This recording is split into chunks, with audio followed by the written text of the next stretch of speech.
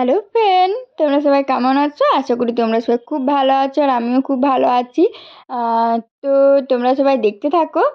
তো কার্তিক পুজোতে আমরা কি কি করেছি, ব্লগটা দিতে অনেকটাই দেরি হয়ে গেলো।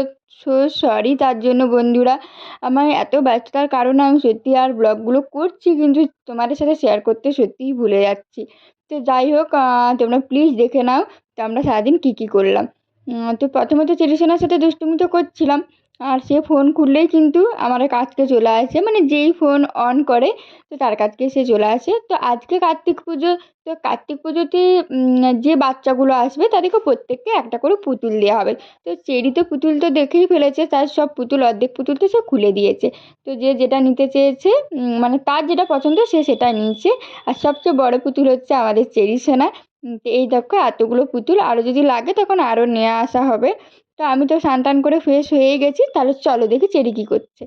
তো এই দেখো চেরি সোনা কিন্তু খাওয়া দাওয়া শুরু করে দিয়েছে, তার ছোটো মিমি দায়িত্ব নিয়ে নিয়েছে চেরিকে খাওয়ানোর জন্য। আর তো মা বাড়িতেও কিন্তু তার ছোটো মিমি খাওয়াতো, তো বাড়িতে যেয়েও কিন্তু ছোটো মিমির হাতেই খাচ্ছিল। তারপরে দেখো পানি ফল পেয়ে তো তার ভাত খাওয়া উঠেই গেল, অল্প একদম ভাত খেয়েছে।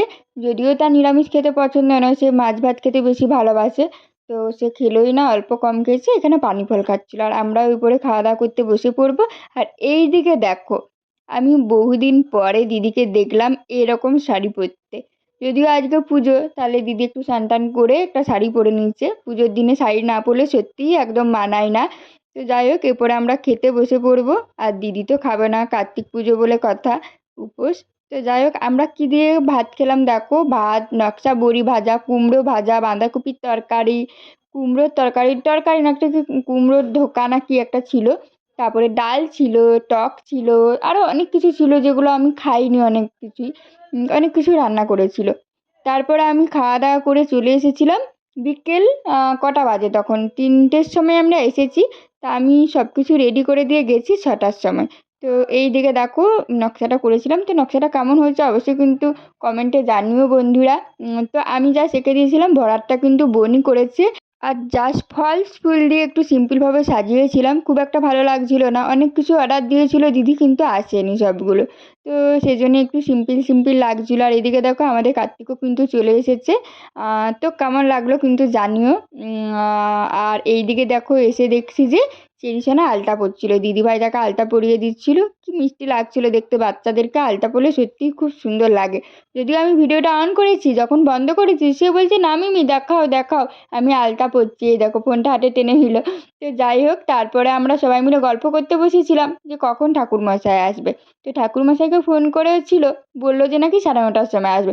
দিদি তখন মাথা গরম হয়ে গেছে, এত রাত করে আসবে, তাহলে পুজো শেষ হবে কখন? তো এবারে শেষ বছর পুজো, তাহলে 4বার ধরে পুজো হবে, সেই জন্য দিদি একটু রেগে গিয়েছিল। তারপর হঠাৎ চলে এসেছে ঠাকুরমশাই।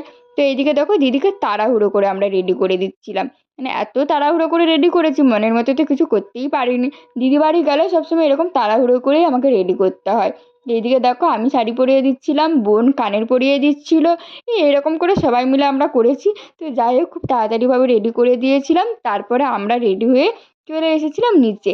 নিচে যেয়ে দেখি প্রচুর ভিড়, সবাই চলে এসেছে, বললাম না অনেকটা রাত হয়েছে, গল্প করতে করতে অনেকটা রাত হয়ে গেছিলো। তো যাই হোক, আমরা অপেক্ষা করছিলাম নিচে একটু ফাঁকা হলেই আমরা যাব। তো ফাঁকা হওয়ার আগেই বোন বলছে চেরিকে খাইয়ে দিই, অনেকটা রাত হয়ে গেছে। এইদিকে দেখো চেরিকে খাওয়াতে শুরু করে দিয়েছিল। চেরি কী খাচ্ছিল? চেরি খাচ্ছিল যে আলু ভাজা, ভাত, আর ওই কি একটা তরকারি পনিরের। বাইরের রান্না সেটা একদমই খেতে পারেনি। যাই হোক, অনেকটা ফাঁকা হয়ে যাওয়ার পর আমরা নিচে চলে এসেছিলাম। এইদিকে দেখতেই পেলে একটা ফুল অলরেডি পড়েই গেছে। তারপরে আমরা সবাই খাবো বলে অপেক্ষা করছিলাম, একটু ফাঁকা হলেই আমরা খেতে বসে পড়বো। তো এইদিকে দেখতেই পাচ্ছ কতটা ফাঁকা হয়ে গেছে, এক দুজন লোকই ছিল। দেখে নাও, ঠিক এরকম দেখতে লাগছিল আমাদের সমস্ত কিছু সাজানো নিয়ে। তারপরে দেখো এইদিকে জামাইবাবু এক এক করে সবাইকে পুতুলগুলো দিয়েই দিয়েছে। শেষে একটা বাচ্চা ছিল, ওকে দিতে ভুলে গেছিলো, তো ওকে পুতুলটা দিয়ে দিল। ভিডিওটা অনেকটা বড় হয়ে যাবে বলে খাওয়ার ভিডিওটা এর সাথে দিলাম না। তো এখানে ভিডিওটা শেষ করলাম, কেমন লাগলো অবশ্যই কিন্তু কমেন্টে জানিও। সবাই ভালো থেকো, সুস্থ থেকো, দেখা হচ্ছে পরের ভিডিওতে, টাটা।